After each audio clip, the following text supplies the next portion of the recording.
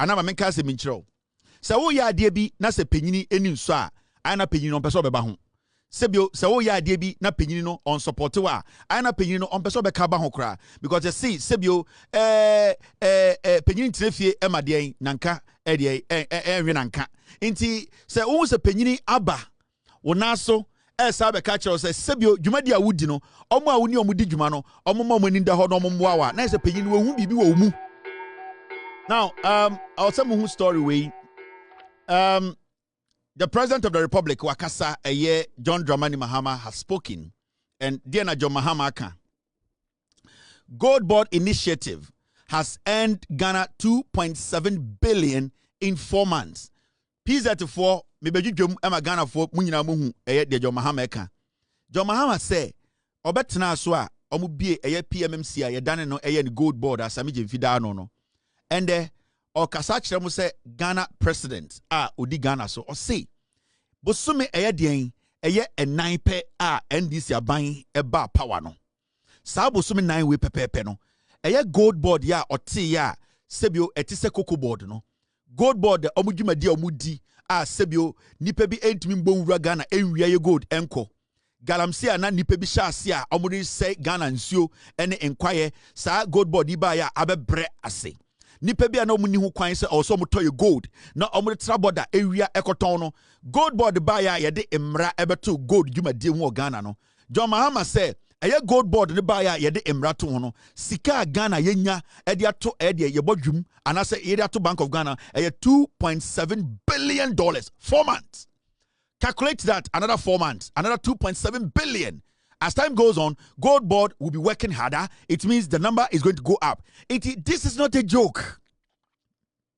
Do not underestimate this government. This is a government that at the end of the day say, Master, they are working for the people. In 4 months, Gold Board generated $2.7 billion. Calculate 4 months, because you're 4 months, 3. And I had 12 months. And to calculate 2.7 times 3. 2.7 times 3. You will see, say, at the end of the year, Gold Board sika omde magana no. Enye sika ketwa ni nyina one idea. John Mahama. Near to Kromha and I'm Peteku way from MPP for say, oh, Gold Board is a mirage. And to me, Juma. Now who is Samijan Fee and who is John Mahama? Only idea is be a Omobabe we are Ghana gold. And there, Sam Petekuno. Sam Peteku in Kusie Mano. Sa eyade bofrom kwan for no they are not saying anything again, all because na eye omo ya se aban bia ba omo nim nyansa omo pese omo protect Ghana eyade sika kokko me no ka say se obi ti Ghana na oka say Gold Board enye ya sa nipa no na oye omambofo. When was the last time you heard say eye NPP4 they have spoken about Gold Board? Omo nim say sa initiative that John Mahama take here or making sure say a board is put together to make sure say ye sika sem tie MPP4 when a kofa e japadie bae. And remember something small about japadie. Dia na mudi japadie ne beye. Omo ka say e japadie Ghana egudie nyina eye gold we enya ho faso no. Omo de ni nyina ekọ aburukyiri akoton. Ne eti krom ha. Yenya ahemfo a omo achim eye Mr. Boachim no mo support it. Omo throw a book. Remember, sa book no omo throw no, ejapade book no omo tontwini ye o eda ho. Also tia say, sa ejapade na ekufo adomo achemfo ne MPP4 hakmrawusu agiman. Osafoma fom na no se botto na omo throw no. Omo tontwini ye o. It is still sitting there. Now what they are waiting for is for us to make another mistake. Now omo ede omo activate ejapade book no. And in Jamaica Ghana for so you have to be careful. The same MPP and I'm going for a Japadia baye and come over ton gold when you know the amankofo. Almost a abroche Jersey, Echo be a company case a yankofo no mode e momo. Yako yushemono, na gabi or trade company, any a Sankuma company, any a ofuriata for another company by say omo air transactional advisors. Any case gabi or trade company, the law firm that is giving advice to the contract. A Sankuma company kahon. These people all took money. And it's not kind of for Ghana. I'm not for the jail. It's uncoming in a Japadia deal. No, they made money. But time need draw. We will show you who is going to jail and who is staying at home. And it's not all of them. They hate me. Adentina young boy way. Every day he's sitting on TV. Time at John Mahama co-position. The group. Money TV so to bring John Mahama back. Let's destroy him. Emfa. Me matras our stage, you know. We are dada me dada. What to car, matoka, what to die, matodine. Or you don't want family, you don't want fe. Who bushia for. Into one dada and jammy. Into we dada no way Jimmy, America so way Jimmy. Oh, you're not Jimmy, I can't Jimmy. That's how it works. Into Obia nyada than Obia. John Dramani Mahama NDC for ABB, I was saying you supporting. And 2.7 billion in 4 months, you know. Massa, say a John Mahama 4 years, new year. Second time, you can want them. Unim Sika Yebenya as a nation. We are going to get billions. And there's one unique thing about NDC and John Mahama. What they do best, and they say, every time I'm power be no be a fund, Eddie Amagana for. Omu be a fund, a photo, na sa photo, no just gum. Now, John Mahama Mwaba. Also, be a Mahama case, a fund, and I had better a for. And the Menoka say, in the next year or two, sa fund in the Sikabekum, MPP chairman be our South and Dresso.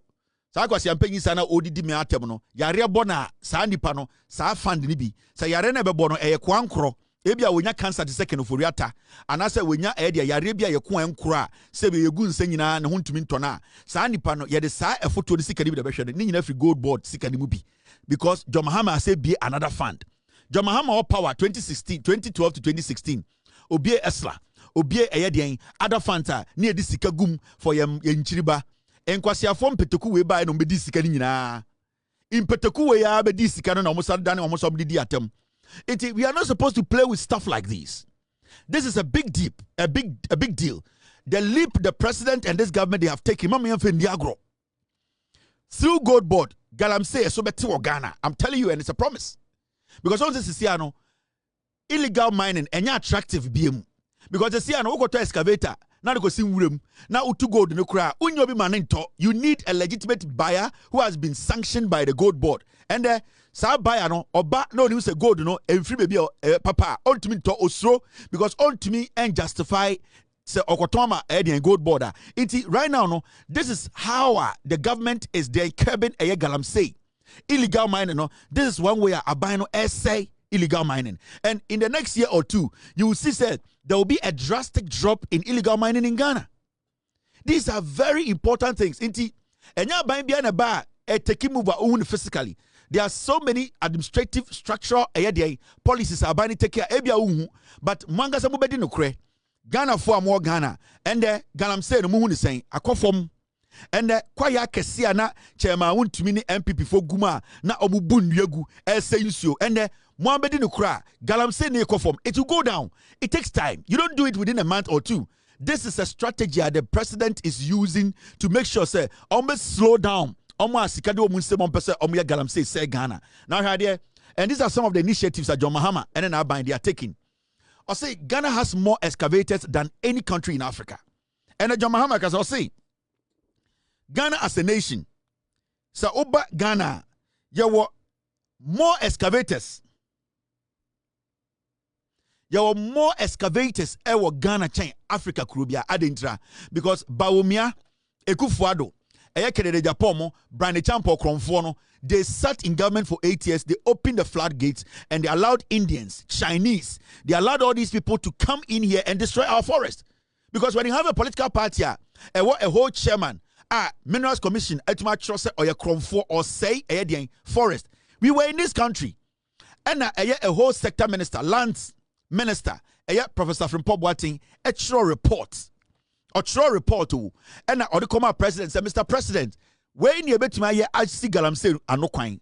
MPP for Chomon Komu Bunekuno. Nana do danko kufuado echo Kumase, echo Otumfuo nim. That time no na Professor from Boating the report na me kufuado. Na kwasi ampenyi report re hye ne to. Ogina Otumfuo nim ka chen say oh galamsey no be hu adwuma. Owie na to report ne to twene. In the report na sector minister from Boating Troy no. Okache clearly say Chairman Wontumi is in active galamsey. Lord Comey or Jubilee House, active galamsey. Kejemfua National Women's Organizer, active galamsey. Obogokuba Kudiwum, Gabi Otredako, even a military officer was murdered by the MPP government. All because that security man, Captain Mahama, wanted to protect our forest. These people all started going after Frimpong Boating. Adaya. wabeka no kre achire Ghana for in the report. And what they be say Kojo Pon Kroma Galamsey, Samia Ukuya Galamsey, and all these boys were into Galamsey. Ever seen there, the NPP turned around and started attacking a professor from Pomboatin. Bonnie Benwaye. It is all because Oma Shene say I was said by force or kata de ni na almost say Ghana no. And into a moment the pressure catcher they say party yesika into baby adakotono ombu ne ninguso na yenye Galamsey. This is a government or a party. Nobody in their right senses Junior Juma should give them any room to come and say they want to govern. These are dangerous people. The NPP is a dangerous group. Until let us not underestimate what John Mahama is doing. Now, shall send me a John Mahama Sakai, and this will be the beginning of the end of Galamsey in Ghana. John Mahama said, we are going to change the permitting regime. You will not be allowed to import an excavator or put it on a ship unless you get a permit. And the MPP, NDC, Abaya John Mahama Dano, almost the Embrafo Frubi Eba, Embrana and the Dien. Embrani and say, Ansana Obiba Kra Galamsey Abba Krumahano, I was so a permit to Krumha. Permit no, I was so said the excavator no ebeye. So we are mining company. You need to let Ghana for Abine who say, me a mining company, me the Galams, me the excavator way, Eba me site way. Excavator and me the Bedrua, I was a tracker bomb. I was saying who time I be using I was buying who. Now, sir, we are road contractor. Now the excavator bar. I was also permit to buy with her. I also proving the reason why you need that excavator. So we are individual. That's a crack excavator about Ghana. You need to prove to the government beyond reasonable doubt why you need the excavator. Because in the first place, a excavator is no and a deep one. No, Mamika been wrong. Mimi, you know, boy say me boy I understand I'm here, and I'm here. And then no mekano eye gala and no a chisel any hammer any ade ahwase. Now until excavators buy ya Aisha wa money chairman Wontumi kofa excavators almost started say omudi bun yegu omudi two assassin and na yensuo any bibia say ye. Enti let me tell you aban bi ani wiase America omo mining no ha. But the reason why confront me illegal mining is say over the years, no, the emirato one to the point. It is not lucrative again. And yet the BM because when you go into the history of America, there were people who were doing illegal mining. Go back and read history. It is all about putting emra. As time goes on, you tighten the rules. As time goes on, you update the rules. As time goes on, so you make it less and less attractive to the people. It's a point to come, somebody will be like, Minkoye Gala, because I have an alternative. Obibeka say, I should not be in Gala because at this point, I'm running chimia. So you guys don't come in and say, what's stopping Gala? But what you put in place. Now, if you're able to limit the number of excavators at Era Ghana, then you can take your time and monitor what you have. Now, when you're able to monitor every excavator and the activity idea or not activities, then you can demarcate and see, say, okay, Oba Ashanti Regional, 3,000 excavators, 700 companies, almost 3,000 excavators. Now, which area in the Ashanti region you name say Galamsey Kosopa? Yakowa, I was see a busa excavators saying any mining site. Are they legitimate miners or illegal miners? Now that is how we will be able to break down the dominance of excavators in our forest. Into John Mahama say, NDC abino edi another idea eba. Ansana obia ebe kra excavator aba Ghana no. They will have to take a permit from the government. And I agree with this 100%. Send the president here, as people are saying, say many president in the book shut free. So president Mr. President, or best friend, this is an excellent idea. And you have to make sure this idea the government needs to make sure this becomes law. Send your beya excavate be a Ghana habiano, ye behu de eba beye, and was say abiding the decide, oh, you are a road contractor. Now, a Juma Ben also require Obeji excavate to excavator 10. Also, Yamam contract way, also okay. See, I'm contract way, I'm contract way. Now, so colleague you are on your contract now, and they go and rent his excavator and use it for the job. You don't need to bring in any new excavator. So, the government can also talk to individuals who have an excavator and say, we want to rent this. So, the room amanfo to me the illegal excavator ba Ghana na ombeka somebody be ye adwuma na obo na esi forest na ebo adwuma no slowly John Mahama will trim it slowly. You be say activities are ekoso wo ye nwuram ene ye nkwaye mu no you be say ekofom mo ankasa mo hwe me Ghana for 90% of mo anamoti galamsey site some be kan okra edi no kra galamsey akofom. The fight against galamsey no it is a yielding something. Now we are all seeing say sa adwuma na amanfo gutu gidi no abafom. It is all because of what the government is doing. I will not sit here and say galamsey. No, there are people as I speak tonight. Galamsey. But the issue is the rates at which ana galamsey cost. You can see slowly people are now finding it very difficult to be part of galamsey. Now amanfo jini tutu. They say adia mi ko yeyi etija. They say amia me sponsor nkofo etija. Now the person doing it and the person going to buy the gold no omu nyina suru. It is going to make the demand for gold, it will go down. The demand for illegal gold. Because you see, your legitimate gold and your illegal gold. Now, the demand for illegal gold became so high because of the Indians and the Chinese who are in our system, giving people money, collaborating with Ghanaians to do what? To dupe us and to destroy the lands. Now, they are not allowed to do mining in Ghana. They are not allowed to sponsor. They are not allowed to buy. Into right now, at the end of the day, we the same people as Ghanaians, we will have to find a way to protect your gold, and that is what Gold Board has done. Into so Ghana, what this government is doing is a big deal. We need to support this government. The government is working. The reason why MPP are frustrated, say there are no scandals. And let me tell you on authority. Way in 4 years, there will be scandals. But you see, it is always the bigger picture. It is always the goodwill of the government. It is always the zeal to work for you. Way actually in 5 months say they are willing and ready to work. The president actually in this 5 months say he will do everything to work for you to benefit. The vice president, even on her sick bed, she was working in the UK. It has shown, say, these people, they know they're fallible. They can make mistakes. When you have a government over 3, 4, 5, 10,000 people from different parts joining and helping a government, definitely somebody is going to make a mistake. But we need to look at the bigger picture. NDC for some kind of position, yes. Are they willing to do it more? Yes. Is the president showing respect? Yes. Is the president showing, say, he can do more? Yes. Do we have confidence in them? Yes. Are they going to make mistakes? Yes. Are we going to criticize them constructively? Yes. Are we going to guide them? Yes. Are we going to keep them in power for 42 years? Yes. That is what the government, our people, we do. And see, let us all take our time and guide this government. The opposition, Mamika Bibinchiro, Obia Okasama MPPBI is jobless now as I speak to you. Every person on social media, on TV, on radio, speaking for the MPP is jobless. So they have time. They have time to sit down and lie.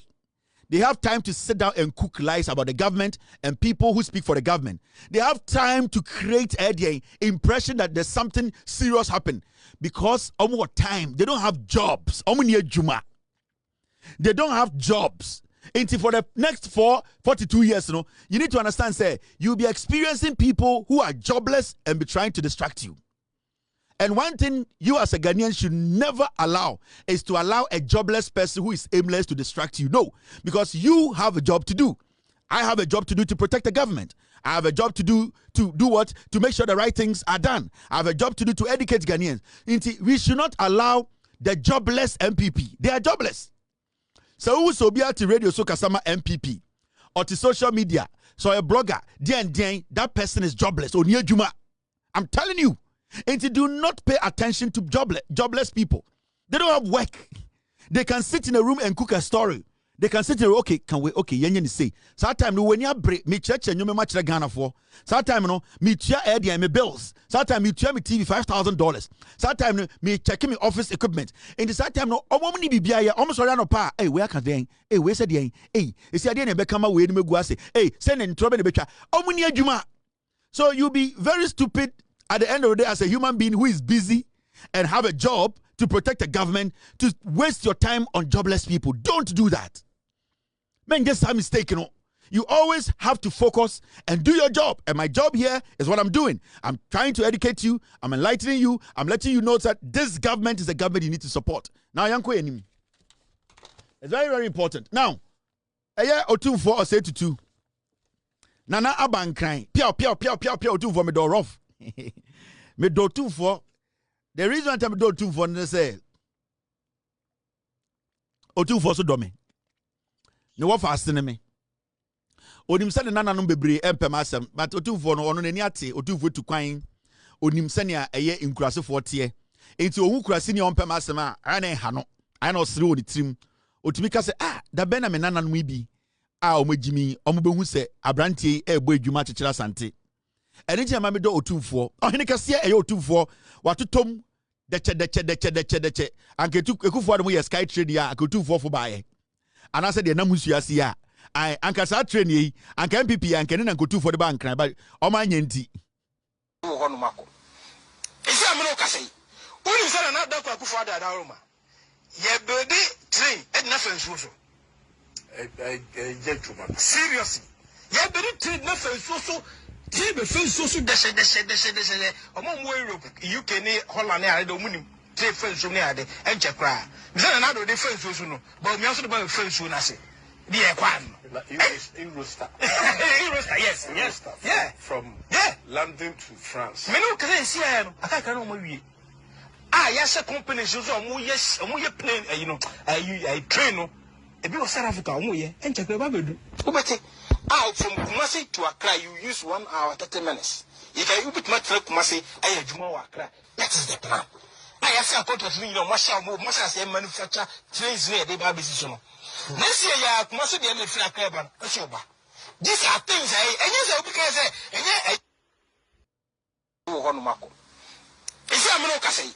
we come by and come here train ya and go to for bank crying, condamusium, deche, and I send condam namsro, deche, oh man, you train quino.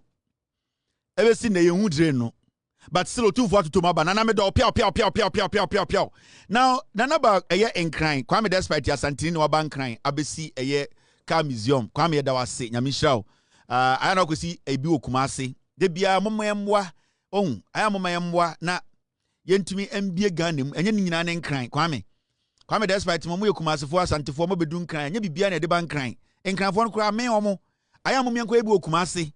Ne enka se hoso ye krom. Na bibia crying. And Mama Otumfuo etuka fa plane aba be gina nkran wa bre anka de we nyina nko se no ene kwam des na ka chese o di plane ba be ye eyi Ashanti airline ya nte wasem biem aya ma munye sa na mo ma na bre na de bia ma se na na se wa se messenger na na kwa na wa ba ha na fa ha da bi bibia ye ne ofie na so anka mi ken kamiziomi kasi ba nyina nka do Kumasi na nka kwan so akokɔ ni nyina nka aka so na nka akosi dan no Kumasi na nka eden na nka nipa etu afiri nkran aba Kumasi na nka wahyeche me Asantehene na ɔkyem ha na efiri o ha na efuru mahye ha na yɛkyekyere yɛmfa ni nyina man nkran ɛba sa na nkɔfo afiri Kumasi ba nkran so mu yɛ nkurasefo because cars at sin nkran Kumasifo bebre hu bi da 99.9% of Kumasifo cars a de kyerɛ won nkran hu bi da enti Kwame me de futu ametumi ama no sɛ Samuba nkran na munye sika mo fa bi nkofie enye yiye nko asika na edi kofie enye yiye nko na Kumasi fata enye nsanbode nko na fata Kumasi enye sebio se obi ye engagement nko a eye impuntu mo fa nko Kumasi na Otumfuo mo fa nko na ase de na nka fe sanke abodwa no Asantehene ena nka chinie si na so na nka ahemfo akese aba be kyere na se onana preko pe de wa ye de wate wanim na enso ende e so Otumfuo etwen plane e wo Edian station na ofu plane de bankran na obeda hotel na otwen na odresse na osaba pa tete nana enti pia ene na meka me na nane Otumfuo odom na me so me do no enti mo me nyan sa anwoma no ye ntumi nkyekere nkran nko asa na de bia nipa bi mbu enumtia endi atam nkurasefo ombenye sika no maka nkran mama ye nkasa nkyere ye nananom ye Asantehene Asantefo nyina ye Asantehene enti mo me mfa mpuntuo nkofie enye de bia na bebe ye ofie enye de bia na bebe di bofro nkwan enye de bia na bebe pap krantie nam ye ne akrantie ne ese bofro nkwan ne ese ye de nsambode ne ese ye nso ye sese ba be si edien museum Kumasi yansi sese ba be si National Theatre Kumasi de bia na ne efre ye nkurasefo inti apuni Kumasi nti ye ntumi si museum so Kumasi ah na de bia shirt de bia space de bia pimpini half shoe and nam nkran enye krom yenko krom efie enko ye bibi ofie na yewu a efie na kwakosie ye sebi o mane sisumina so eye je ekufo yiri wu ye kokuma se Asantemem ne kosie no enti kuntu enwan na chi na ekọ mum yenja nkran na ete na ye pege eti se yeni ate na woni ate a woni ntinchen nipa na oti krom ansa na obetena ho woni ate a woni ntinchen nkrani because oba na no odi nkan kopo otumi kopo without compass time yaba nkranme mu no na nkranfo no tumi kopo they were not holding compass they bia no boba fie so woni ate a woni ntinchen nkrani no enti se wonya mputu amofa nko fie na munya bibia nkran na bibia nkran ye kwa ye de yenko kumase ye ko yibo fro nkwan de yenko kumase we the weekend de yenko kumase o fufuo bi ehye sa fufuo no hu osem ye ko di fufuo ba mama ye mbo kumase mbo fufuo mama ye mbo kumase because of fufuo de bia kumase be etirima na fufuo Asante be etirima na eyie Asante be etirima na engagement Asante be etirima na je ye kwa akwa prema nsem mama ye mbo Asante ne mbo national theatre ntra enka ho ye mbo Asante ne mbo museum nka ho ye mbo Asante ne mbo castling ye mbo Asante ne mbo multi-million-dollar hotels nka ho ni enja se ye bo Asante de bia ye bo Asante a eye fufuo bofuro nkwan ye bo Asante a na eyie mum ye njai mama ye nkona na so pia onana me do erade Kevin Taylor Ochina bloggers mama modjuma me se me internet one district one factory obia benya kakredi ai Kevin Taylor dimbe mu kwade okay man to betia a UK for no Europe for no Germany for no Kevin Taylor bem dia otua rent Kevin Taylor me se me internet nyame maka kire mo me ka kire me hwem a me se bloggers am abrochi am bloggers me one district one blogger me hwem a mamu now Nana Akasa Asantehene urges President Mahama appointees to back him to succeed. And Otumfuo said to Okosra ye president Asama na miking hwade Asama miking na meka fufuo asebi team thank you very much ode me team se me fa de bi nkire mo obega Kevin on pass and for asem hwade o sa meka say edu sometime ye ban kran ankofo say ye nkurasefo this is the whole MPP communications director right oba kumase be demonstrate oba nkran be demonstration and the ebusan say na ankran te say tie de oka but time na mu free kumase eba no na we are aware say obeche say ya oboaboa wo ho ana say wa beton tare ne nyoma wa ha obi ya re hu sem o se me bapa binim se o ade e chi ma kese masan akọ ene ti ma be kan kran ha entontom ne ade ha aduane ne ta krali bi de e ti na ma ye hwa ha I had papa. Kete, aduane abehu wache nkwa. Oti ade, u nya fufuo do ntibi kra obetuma didi obi. Kete, aha libi na den. Ade obi ade. Papa yanda de obi kundi pa o. Oba no, wanya center entire de obi a utimi change wo. Obi na se sia no minim ba bia mekoto bi kra. Oja se minim ba bia meko akohwe. In the atare na show Monday na no one that so shewe. O we no ade timi sheme. But bia wa unim te ofa ho ya affordable. Wo aha no boutique no ma nsem o mo kan so. Oja se wo mu a 400 ne 700 nsem o. Etimi do didi ba na watwe. So etiro amana edin. Oyando bibi abe fa. Ode omuyi tema wontumi na otena mekwa kope fufuo bi ama wadi. Why? Obi kmedo. Oba ofri Asantemem communications director o. Wabedu ankran. Neni so ata no. Nkran dey say dey nje. Ene wache ngwa o ka kuma se kamedi fufuo. Why say kokuo? I say kokuo in every box mu. Ohun be bi on fa wa moa. Waduru nkran we hupo. Cars ne doso. Light so bebre ena ohun bebia we bo aben nani so bebre no kuma si ekurase tu wedun kran opefufu adi wadane kusie na memfa he na nkran de owura 400 eno betime di kuma se 3 days ohun de ka kire mu sai mom yemfa nkran bra kuma se na budi atem mom yentam nkran na yemfa bra kuma se abeka bi tell us odidi Otumfuo atem ohun communication director obi ti Kumasi eti Asantemem say we dey empanifo ni bia upanyina da ne kokuo won kran oh where you penny we mu no mkasa maye the kasa ma no wadani kokuo then would what are you train kura na de edukrom me say the okasa ma no di wanim no executive no party kasa mafo na on ne abie no over company bia mu wiase a omo etu omo kase pa communicators and I say omo head of a communication it is kase obi a head of communication that means one our idea about at least Ghana no one he has an idea about the economic settings of every region. At least nenye bie to the point to say obetima tenase ne wadi nkomo to say odina kumase na odi nkomo kra bagin say ono na te won kran we kusie no makoyi no ana ote o ana okeka nkwase asem saa na asem asi ana wafo VIP no aba odu nkran na odwin se fufu asadan asala wo kwan ho ana na twakakra ma me ana efa wete so ana e pakekeduro oduri ne won hu bi ohun apetashiba because nkran apetashiba no e de se obi whiskey wo kumase enti neni so atan no wadani kokuo obi ana yedri ana yesi tie no wadani kokuo flat by time na mu free kumase eba no na we are aware say obeche say ya oboaboa ho ana say wa beton tare ne nyoma wa ha obi ya rehu semo se me bapa binim se o ade e chi ma kese masan akọ ene ti ma be kan kran ha entontom ni ade ha biane ne ta krali bi de sentina maye shiwa he I have been papa kese aduane abehu wache nkwa odi ade u nya fufuo do ntimi kra obetima didi obi kese aha libi na den ade obi ade papa yanda de obe kundi pawo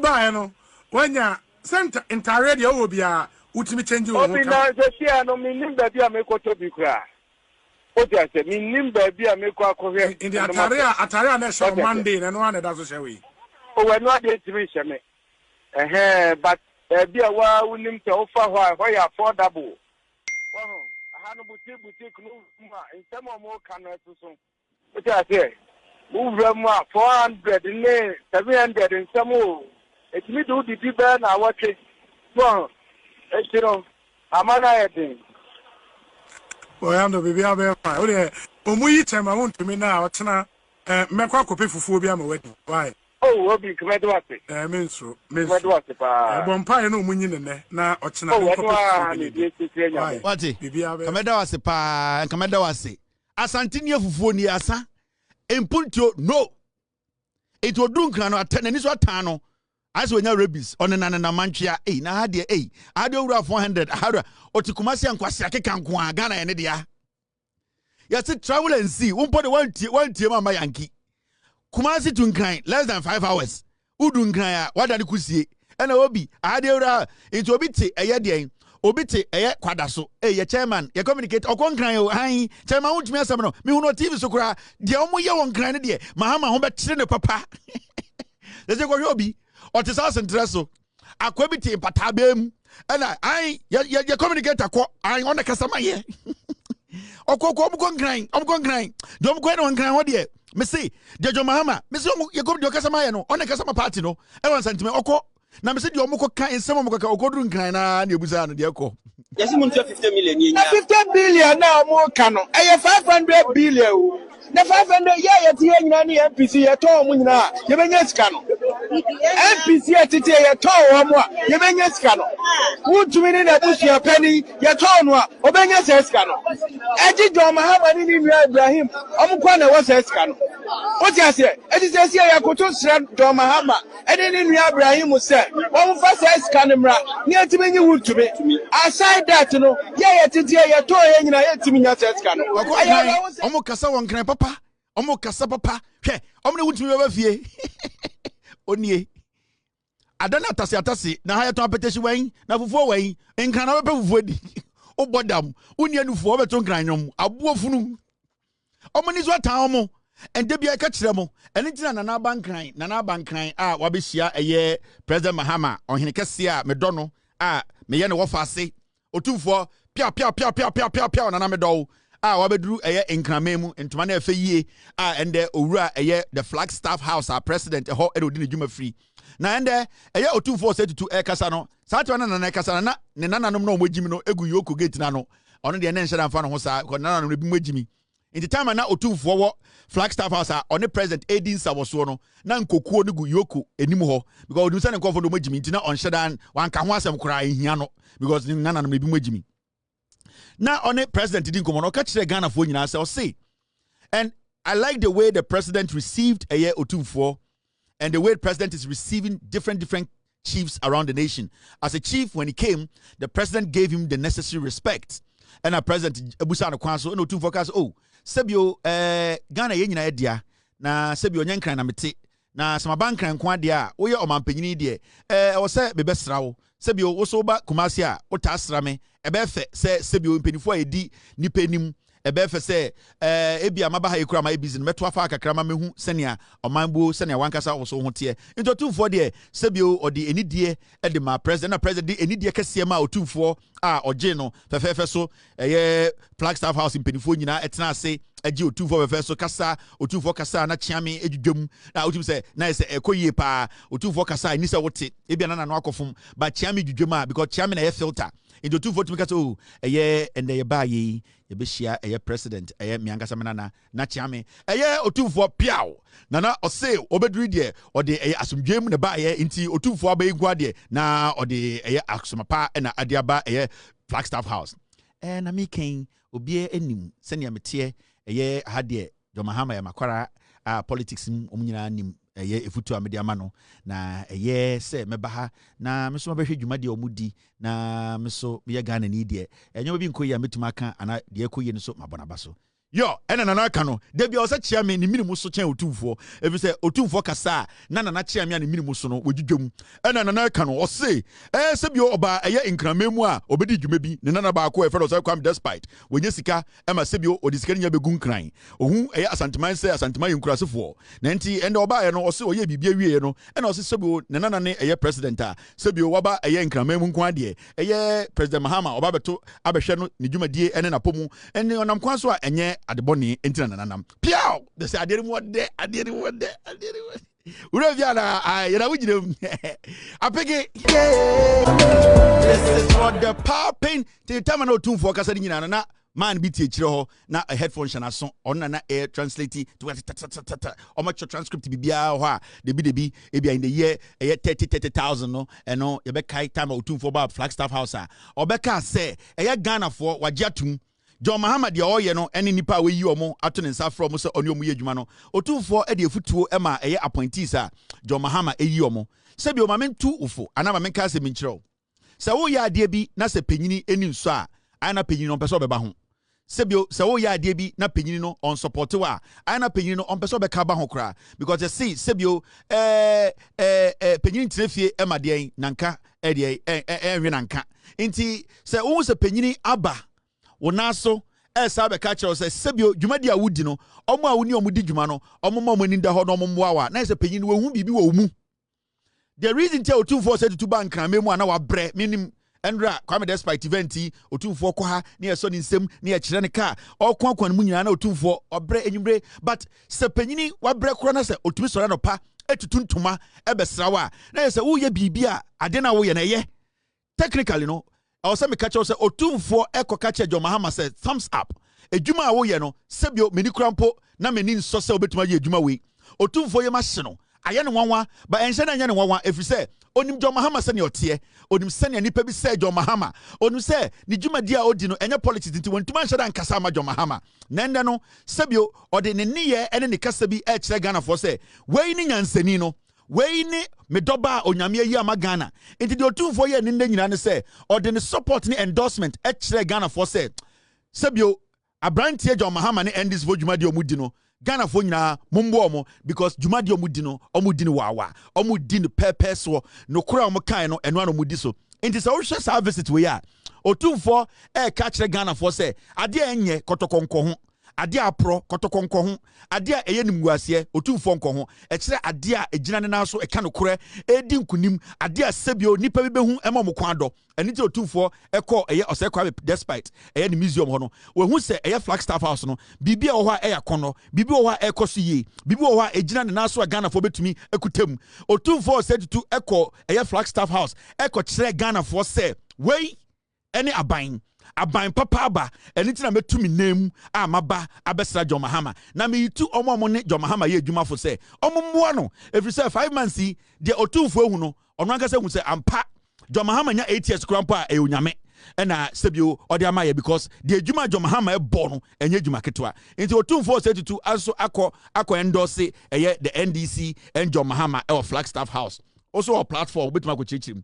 All right, now mama nyudwa bibi mu nkyira wo Chema Wontumi akɔhye OSP esi ase Chema Wontumi nante Chema Wontumi akwa we onie Chema ene ase Chema Wontumi eyi ne no onie Chema Wontumi nie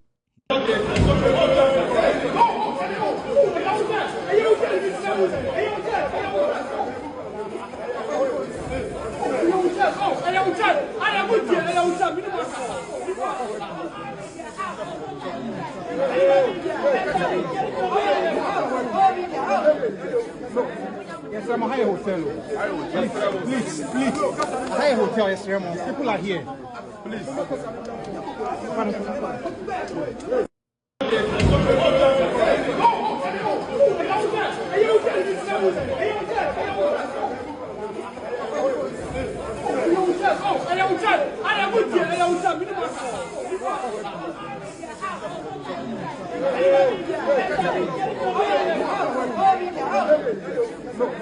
Yes, I'm a high hotel. Please. High hotel, yes, Ramon. People are here. Please.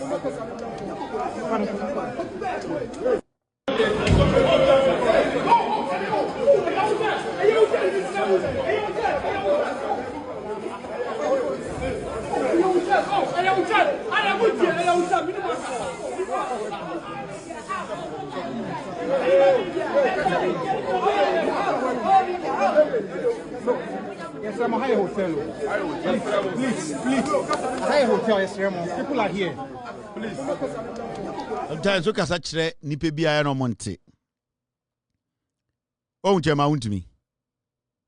Nipa hwan mobo. But Chema Wontumi trial na nkasan start yo. And then also told trim. Emra. Eso mua. La ila. Emra law. Se emra so nsemua. And then me. So what me because I understand the law. Se minim se emra be diwa me ne wonko. This is Chema Wontumi. Porsche, Lamborghini, Efiakon, mosquito bite. Car be a wiase bia Lada obi or Ascona or Omega. Chema Wontumi call a EOCO less than 1 week. Chema Wontumi to me nante. Obi anfa nsan kano. Chema Wontumi obi anhwe na sumo. Chema Wontumi obi am tritino. Chema Wontumi was just there. He was just answering questions. This is the guy who said he's the governor. I don't say Asantehene and the Otumfuo kwa yakwara. Chema Wontumi na tina radio so you go to free ni pa. Solid money. And the Chema Wontumi kuta obi mu ansana wanante. And this is just the beginning. On starting the trial crowd. Chema Wontumi has not started his trial. And the trial needs to go on. I will say a trial Chema Wontumi, he needs to stand before court. He needs to answer questions. This is just the beginning. There are so many people who will be standing trial. Intimate Justin Kodua say, I NDC for and we're deliberate. Who Justin Kodua Krampo? You don't know your fate tomorrow. Who Justin Kodua? One is Sasa for Krampo and a friend, Kusibuatino. And a son is Menoka say Kusibuati America. I have eyes on him. Who Justin Kodua Krampo because I'm paying you unimu fate. Nana be munom na namono. Sabra the champion, he does not even know what is coming tomorrow. What Chema Wontumi? Solid. Oh, when they're solid into me na so. Solid money I am re. Obi amono. They be me 2 Ghana for emra so mu say Kim. You have to be very careful. The things you say and the things you do. They be me kasa se bo so na man for ntiase. But Emra and Chiwa, oye pele. Emra, enyan so mua, obeji so uyo pele. Na Emra so mua na bongo se sana we sika kono, oye maba. Emra so mua ju so nkwane last defend o pele, panyain. Na Emra so mua na bongo se sana we sika maba. Touchline kwana ode 11, e hoda obe cross we free. This is the reality. 1 week. Chairman Wontumi will not last in jail for 6 months. He will die. And from what is ahead of him, from what is ahead of Chairman Wontumi, he cannot survive this. Say NDC for between a year obi a wabo krono NPP mu aso to the fullest. That's a power system 24 years. Now NPP for banom ye the same. I'm fine. I don't care. In China they be a metis NPP for can. And NDC for when you're careful, you have the right to use the law. Say, if we don't apply the law, then every day we are going to postpone air corruption. This is your Chairman Wontumi.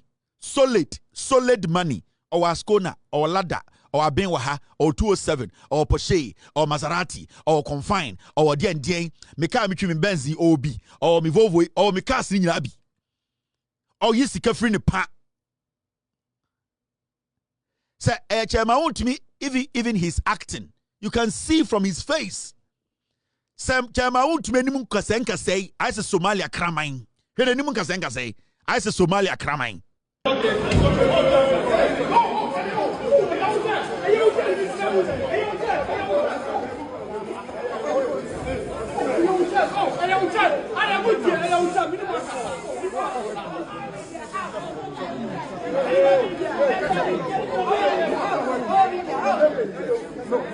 Yes, I'm a high hotel. Please. High hotel, yes, Ramon. People are here. Please.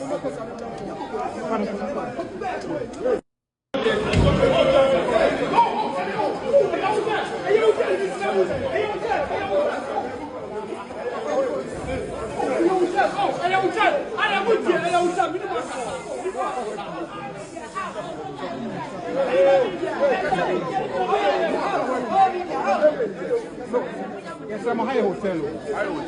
Please. High hotel, yes, Ramon. He's not acting. He's fit. He's sick. And when they don't tell you. They have serious ailments. They don't tell you. But when Chere say, Emrano, and he say, the law is the law. The law needs to work. Because Mina Sambra with Chemia and go say Emrani Yejuma. And he say, Achiche ma Wontumi, I will say a Yejuma to the fullest.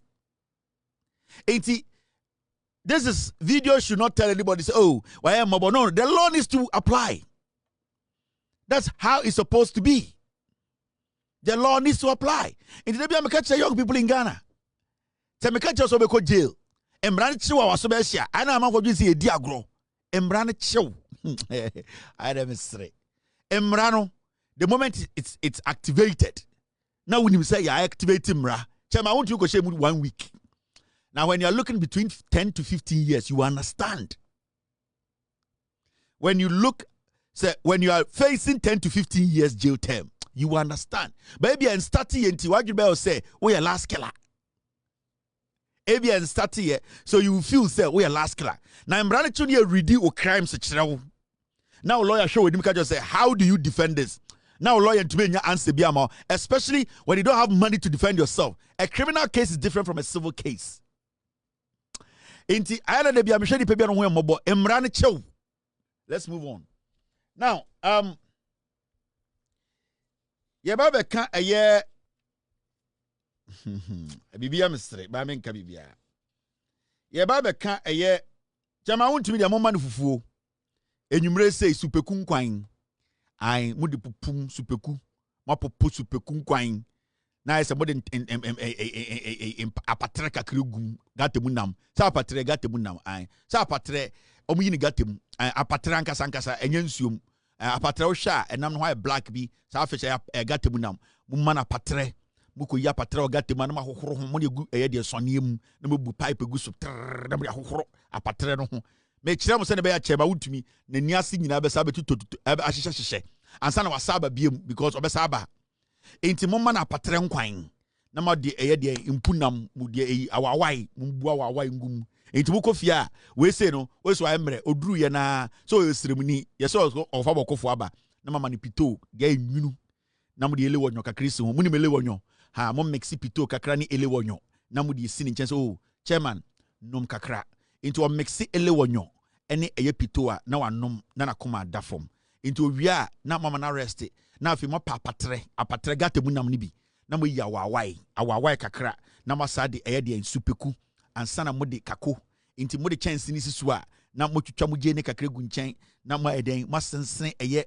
banche no mo nya na mo nsensene banche no wabontene ma mo nye eye machine fufu no ana nhyira nso we ye be wo team kuku no yɛ communication director na obetuma awo enti de obe nso wo de superku no guma na wo de awawai no so gum na wo de jane na tututum na wo de tomatoes na kese miensa an na de no so atum na wo yi moko ɛyɛ hwentia moko no bi mo de mienu enso ato nkyɛn ansana wo de nso kakra bi na wo de magi kakra lelele na wo de apete so na wo de so light one bi half a cent na mo de gum na makata so na maso oven no ayikuka no na abase no enti wo se be start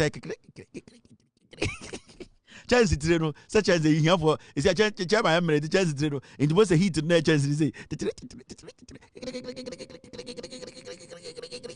was a interest na was a we be so was a heat ni bom intabasana no asahwe no asade nso kakra bi awo no afi na mode eyem preko twere ne begum because chema opepreko pa so American Muslim impreko na motwetwa de nso no asakata so de nso kakra bi asaka ho na inte bogum a bo sa afi heat no na nyoma start say eyemra na afi mode nsuo eye de Hausa for cup na no fia no Mr. Article ma Hausa for cup de baako na eno no de baako half na de gum na wakata so na afi astart ehu before that the tomatoes ka crave sinchen ansana tomatoes no eyemre ni jane na no waji na ma blend it but chairman see and condition into blend na enyama no monfangu eye de boba so na muntwi an kude na ma yinse ne mu twegu na ma ni kude intabasa na mo nyina afiwia na afei o se twimokoro de afra enti mo mbie so na se etu kakra ebu na ebugu so bobobobobo esa na hu supeku no bo se eyi no ebo sa patre na so abesene ko an obi ayi skills esa na wo de eye tomatoes no ade egum na wo se ni change ba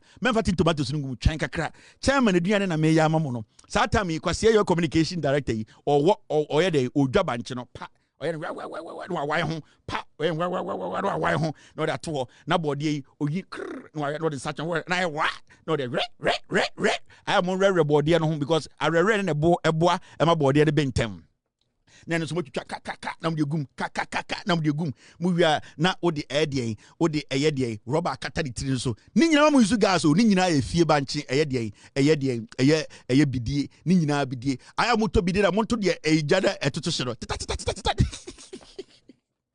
fufuo de doso enti aya na moto eye de chako no anase bidie na monto de etete hye no aha eno se no mna mama eye akwatietia na betra no obom aya ene na kire se ya bafie aha na se esiso na ekoso enti ekoso sa na ma rest kakra enti mo rest na mo twi bibi kakra ebia eye de kasapreko anase adonko bites bi na mo fufuo bia yenya we de chepe bia yenya eye mi do enti fufuo ni siso no na se mo sa abonten obi enya kasapreko kakra have Africa kakra na mo madingo kakra som krama pempem kakra ansa na mo de eye ebeto na bites kakra gum na se mo twa kakra na fufuo ni hu ba akwa ba na fufuo ni hu chairman obedi fufuo ma ne ho ato o the chairman Wontumi nante o hwa ne ko tojuma emre kakra enti chairman fufuo na mo ma body nkom an mo yi banche ba miensa na body 18 na mo de awama na eni bo se nya yellow na no ensa the chairman de mo mbon ntoa mienu fufuo ntoa na esim mo gusu ma mo ngusu flat because chairman ye ready enti also onum pito and they mix elewonyo enti the chairman na relax na kodwom kakra Porsche ni si abontene Maserati ni si abontene na chairman na wa relax enti say chairman onyannom eye elewonyo no wie enti de ben say mo bofufuo ntoa na obegusu a dinkan yi nam no to so na fa chance tiri kata so de be ya enkwan no odigusu a enjo ansa na ma ka chairman so ye wie fufuo no na ye de nam egusu so ende mo nguso enti because chairman also na din wana kodwom to be so answer into on sorry me dining table no na fe na muguso ye ngusu straight gufa nchan kwantano aya na de bia no aya na mo de kwantre no apan kwan no so because on say kwan no huru no na anwa be ni na mo apani because upeku wom na eye de preku na wom nti be ma angwa ba chairman be odu ohia angwa kese ni BP wosoro na mo de kwantre apan kwan no so wo de kwantre pan kwan no so na de kwanta no awie kwan ni na afi wabo na de gum papa come you good right to women digest right to women digest right to women ara me joro okay so ya baba Kenofurata we Kenofurata o ma biem Kenofurata o ma gana biem Kenofurata hu video we a na Kenofurata no wu no nam Kenofurata hu video o ma biem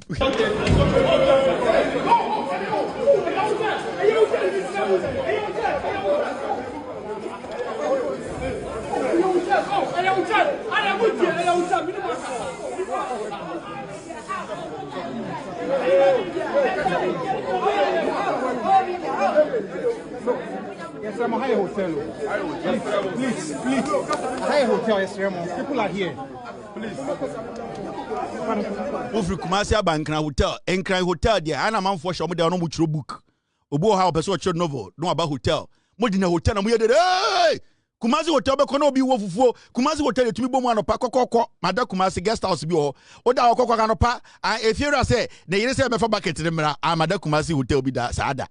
Medawa machia kwa nam kwa ye change channel no air reception oba be dun kan wo ye de say high hotel ya nyasa wo Kumasi Hotel a me say ye change channel no reception obi to reception no hwe kunkumagia o je hotel wo so hwe no sa ai omutumi anopa omutumi bom kwa be de hotel bu Kumasi Antase ai boga ma relax it.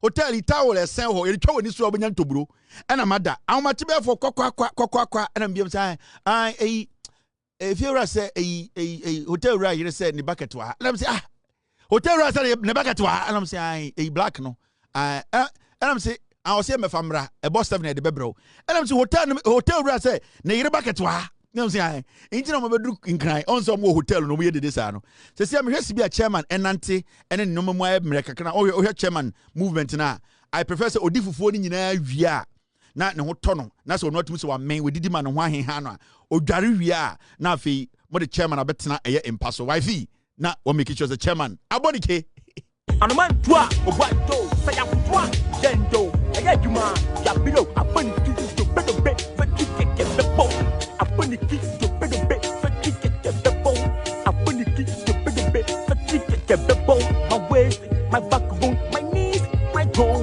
my waist my backbone my knees my toe hey apani to bedo be fatike the bone bedo be apani fatike the bone doctor I am sick. Got the doctor very quick. Don't pay, abonike, fatigue, the bone. Don't pay, abonike, fatigue. Mo de fane ha. On se bia de ni asa tom no. Mo de fane. Mo nya very careful na nkofane hwnim. Ene ene chembe wu adam so na dwi. Mo de abonike ni fa na mo de fane ha. Because I had so oti EOCO na onda kunjum de bia na oti wo say. Intermane ha no that the baby were friend lack socked. And then I just say car joint no. Your friend lack sock. Sa don't pay ni mienu mu emre. Anytime chairman jina no ye say no. Ni komwa ye ha. We are broaching one can edition machine and get in kum. But I got an inti lack second imre. Into modi abonike no fan for ha. Abema lack second mo ding. O wi amani mbutuo. Obutua. On say ko to juma imre. Into on to me jina ho. Into wifi mani mbutum paso. Obutum paso na man na esa akokɔ no. Na ne nan kokom no. Ne nan kokom no. Aha. O de abonike no. O de afa ne nan kokom. Make sure say o de fa ne nan kokom. O de tumegu ne to so. So de be ya abonike ne bi ntumi ko fa de to. Into fan tumegu ne to so. Into my chairman mbutu ho. Na ne tunhwe wiem ombutu at say na ne tunhwe wiem o the chairman ko todwa enti man timra from na ne tunhwe wiem mama ne hye bibia na fa eye entoma ya chire entoma na ye friend atichidi echi no fa bi gu ne to so na enka ne nan kokom na fa eye abonike ne fa ne nan kokom o wia na wasa dane no na wasa de ko fa ne nan kokom ba ko no ansa na ma stretch no because time na oto e wo EOCO no not teachers for nkonwa so teachers chair na not so enti ama ne nan no dompe bi wo ye friend no rank dick sa dompe no mu akoa but I don't pay no sa ogrisini kakakakra emu betene enti regnic no momanim biem na enti obutu ho no mesrem wifi be very careful abonike de ho ahomte abonike so the bear will be to call who say in from one to 8 months that chairman zoom into you very very careful. You're very very very careful what about the no ever chairman agukuba. Chairman solid.